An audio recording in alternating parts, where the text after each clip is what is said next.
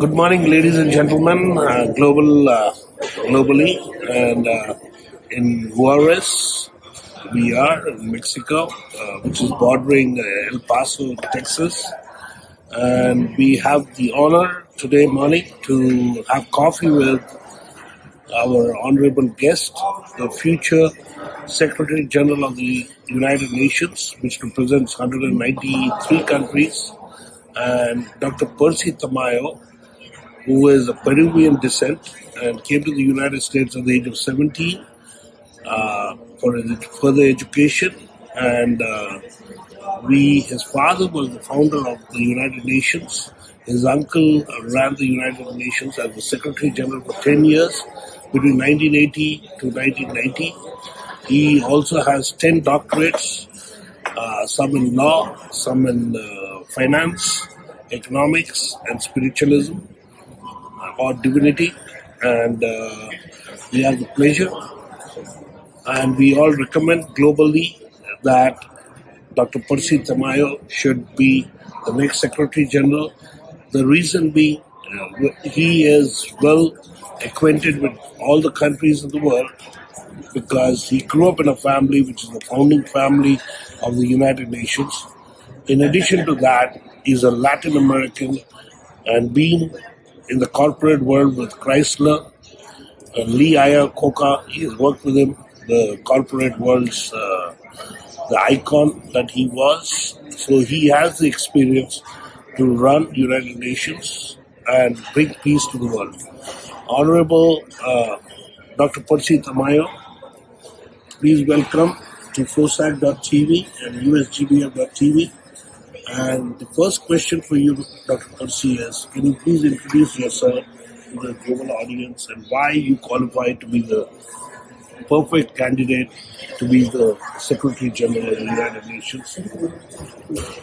Well, first of all, good morning, and thank you for being here in Ciudad Juarez, Chihuahua, Mexico, and to enjoy a beautiful Mexican breakfast together. Thank you. Well, I dedicate my life to humanity, actually. I am the High Commissioner for Human Rights for the World Humanity Commission. I have been with United Nations literally all my life. My father and other leaders, they got together in San Francisco to establish United Nations. That's exactly After the World War II. Yes. 75 years ago. Right. And In 1946, right? And the reason why the United Nations was established was because they need an organization not just to unite it, but an organization to help countries to achieve their goals. In that time, the word sustainability wasn't exist, but was there. You know, everybody was looking to be sustainable. I think a lot of countries didn't like to call third world countries, and that statement is wrong. It's not a third world country. It's a country they are or rich or poor, unfortunate or underdevelopment. But the countries, even for example, United States at this time, there are over 55 million people in extreme poverty in the United States. Right. And United States is the leader of the world, you know, number one nation in the world, and have so much poverty. So poverty is amount globally to us. What I try to do if I become to be the Secretary General and have the honor to have that position is actually to not only unify, but also to work on social economic development. Because that's exactly what countries need, social economic development. We need also to be economically independent. A lot of countries, like for example Peru, India, they have so much raw material to convert it, to industrialize it, but they don't. They don't do it. So they have to sell the raw materials to other countries for them to industrialize it. And I believe that should be changed because we need to create jobs, but not just a job. We need to create sustainability employment. We need to create something that is going to be for a long time, not just for a few years or not just for 1 year.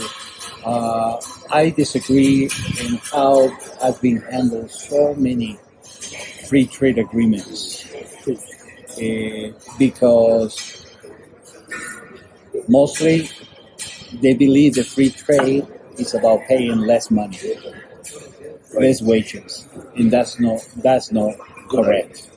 Okay, they need to think about and also equal opportunity.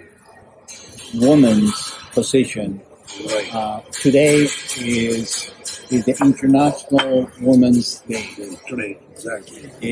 and we still see so much difference in salaries between the men and the women. That has to be changed. Yes. It's not just to say in March 8th, yes, today is the International Women's Day, and now, we need to change that. No, we don't need to remind us on that date to think that we have been doing wrong to the women's ability. In, for example, in India, women's position is great. They work so well. They are very talented, very intelligent. It's no different between a woman and a man. So why we should pay less money to a woman than a man? There's no logic. I don't see that logic. And I wanted to establish that we need to work on equal opportunity, in equal gender, and we need to work on equal development. We need to equally develop our countries in need. Let me go back to let the audience, global audience of 2 billion population, whose actively represent people, voices of South Asia. Since you are born in the family of the founding fathers of the United Nations, can you tell us how did your father's concept get accepted? And as an NGO, I think it is the world's biggest success story, how United Nations is born. Because people like us, we grew up knowing that United Nations is there. So your father must have told you, how did the idea creep up? After the idea, how many countries accepted the ideas? I believe it was not called United Nations, it's called some religion or something. In the beginning. Yes, so if you can give us the Well, story of the reason why United Nations was created actually was because they need to be united. But they need to be united to work on the problems together. right. That was the logic about United Nations. And also now the World War II was ending, how we be able to succeed. But succeeding is about working together. And actually 75 years ago, we literally go back to the same situation because now COVID-19 has been left us in the same situation. You know, we have more people have been dying for the virus, and we have to do something. We can, all, people used to go to work to a factory and everything else. Now people need to take care of themselves. People now, we don't use masks. It was very common in Asia to use masks, actually after World War II. But now we all use. The United Nations concept was formed, and what was it called, and how many countries joined the United Nations? Initial stages. Was done first with 40 something countries. 40 countries. Yes, and it was actually, and the reason why they did it in San Francisco was because it was actually the only city that was more open. More open, liberal mind in that. So in Florida was a lot of Japanese, a lot of Asian people in San Francisco. So a lot of foreigners in San Francisco, and that is the reason why it was established in San Francisco. So why did the headquarters move to New York, not to San Francisco? After that, they decided there was actually by invitation. The U.S. government say, we're gonna give you land, an independent land by the Hudson River, and looking at the Statue of Liberty, and that's the reason why it's in First Avenue.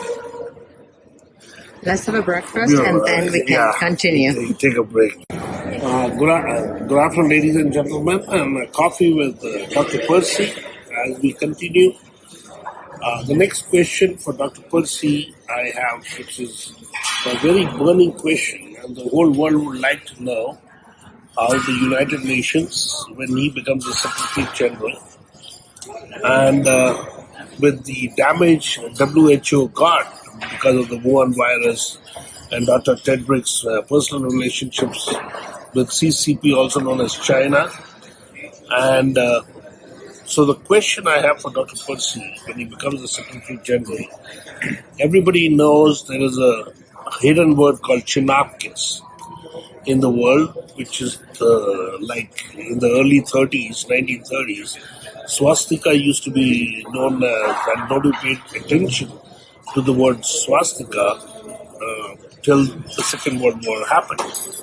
In the present day time, there's a word called Chinapkis, which stands for China, North Korea, Pakistan, Syria, Saudi Arabia, Iran, which they say is controlled by CCP, also known as China, because it only benefits one nation with the destruction of the Western societies, whether it was 9/11 or whether it's Wuhan virus or anything that happens because of the expansionist plans of China, and they doing the BRI, the Silk Routes, and all those things.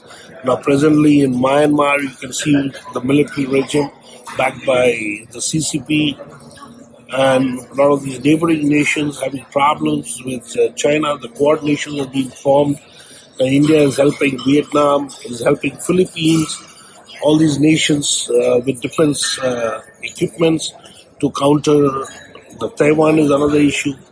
So how Dr. Percy, because of his personal relationship with the president of China, and he has known Xi Jinping for the last 30 years, how can he, as Secretary General of the United Nations, tell China to calm down the expansionist agenda and bring peace to the world?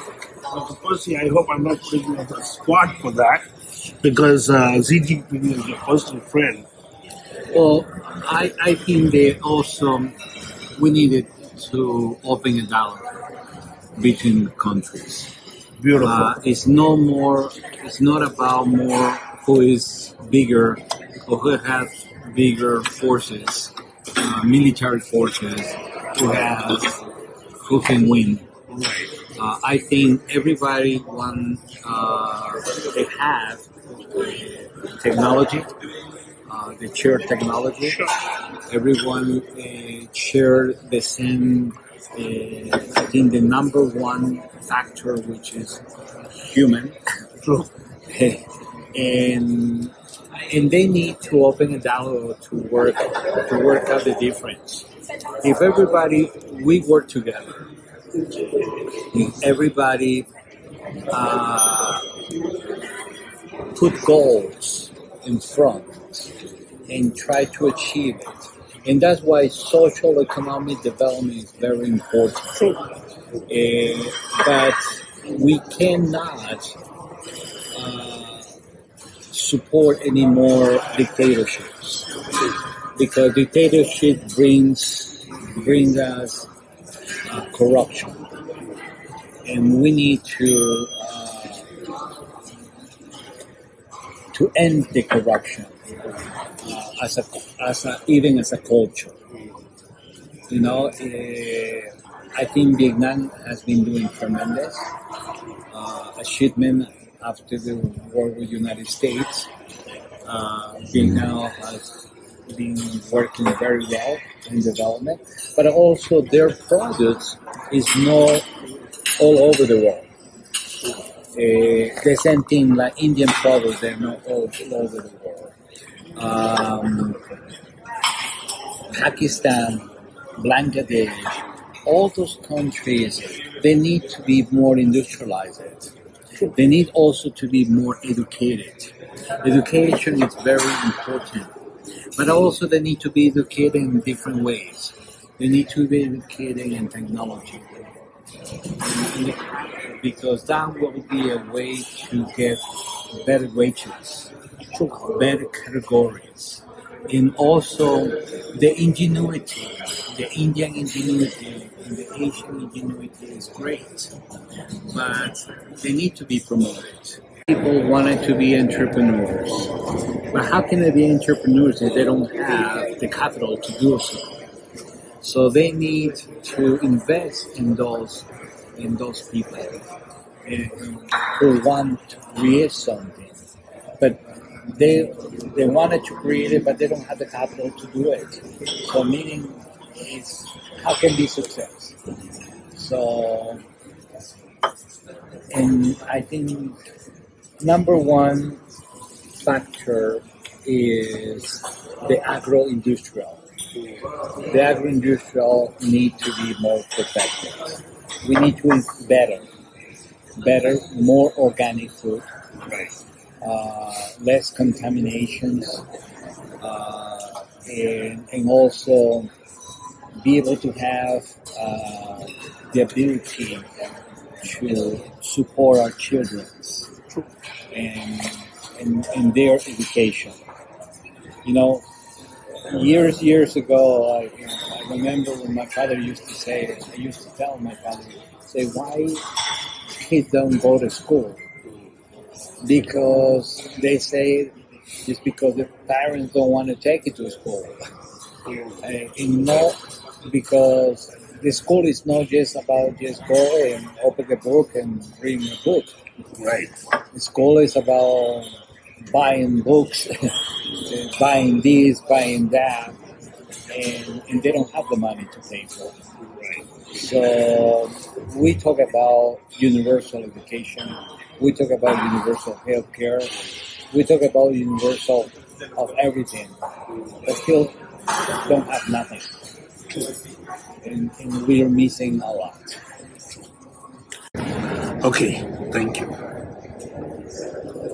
So, my next question for the global audience to Dr. Percy is 75 years an organization is running, which the general public in the world only hears about United Nations when there is a crisis, or the crisis means when there is a war. Either to go to war or after the war in disputed areas around the world. The question is, like United States became the most prosperous nation in the world, because the government has only 5 agenda items. Rest is the private sector.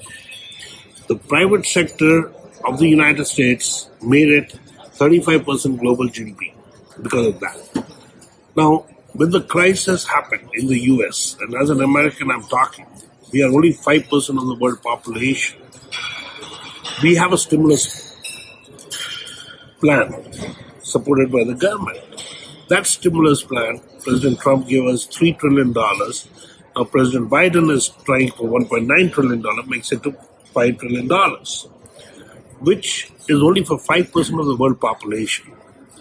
Now in the United Nations, which represents 193 countries, and with richest people, Jeff Bezos, Tesla guy, Elon Musk, all these richest people, they represent 1% of the world population, which is in trillions of dollars, whether it's Rothschilds, Rockefellers, and if you combine all the wealthiest people as 1%. Why doesn't United Nations rethink its strategy and create an economic development team within the organization of 25,000 employees and $6 billion in budget, which self-sustains the United Nations to have a stimulus plan? This is a perfect time to say, okay, fine, America for 5% world population is $5 trillion. The rest of the 95% of the world, United Nations is going to support you with a stimulus plan of say $100 trillion.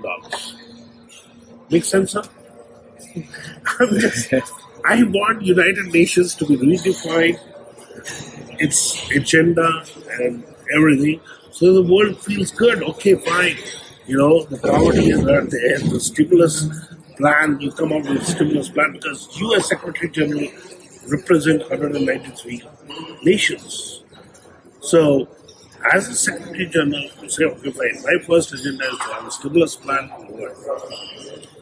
Well, I don't know if you're aware, but last month, Prince Charles of United Kingdom, Right. he launched an initiative to create something similar to the carbon credits for climate change. So these credits, will be created, and actually there are big organizations like Bank of America, for example, JP Morgan, HSBC, they are actually on board with this initiative. Because then one of the number one problems that we have in the world is actually a fight against climate change. If we don't have a good climate, we're gonna have very bad harvest. We're gonna have very bad food that we can eat. And the industrialization is going to be very poor. So we have to have the initiative that people can really take care of the world. And that's why I applaud the initiative of Prince Charles. And I will work with that initiative and work with other initiatives to find a common ground. But also, we need to put our difference aside. And 20 years ago, I heard a report from the United Nations say if all the countries save around 5% of expenditures in arms, there will be no poverty. And I say to myself 20 years ago, why didn't do it? Exactly. Why we have to wait, and why we have to wait to see more people starving, more people poor. And I'm going to give you an answer to that. Poor is a business. People make money with poor people. And that's what we need to change that. That's why the word sustainability is so important. Because as long as we are sustainable,